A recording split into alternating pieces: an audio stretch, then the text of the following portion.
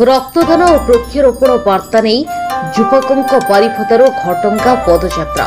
हाथ में जातीय पताका मनरे अदम्य उत्साह खाली सेतिक नुहे मन भितर रही महत उद्देश्य रक्तदान और वृक्षरोपणर वार्ता नहीं बारिपदा अधिष्ठात्री देवी मां अंबिका पीठर सुदूर घटंगा मां ताणी पीठ को पदयात्रा आरंभ करिसेंती जड़े युवक जनक होइछंती मयूरभंज जिला राजालोका ब्लॉक अधीनस्थ बेलबरिया ग्रामर तपस्वी बेहरा रक्त अभाव काहारी अमूल्य जीवन न जाऊ से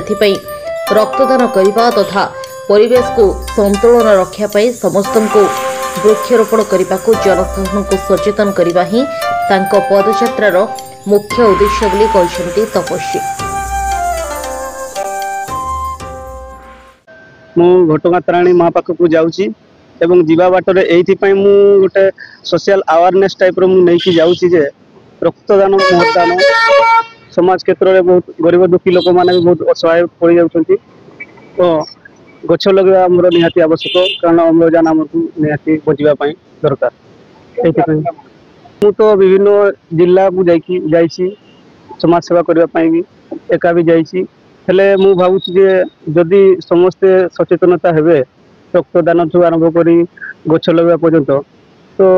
भल हाँ मुझे तो तेणु मु भावुँ जेहेतु तारिणी पीठ जाऊँगी तो पूजा माध्यम भी जाऊँगी गोटे माँ को आशीर्वाद जो कृपारू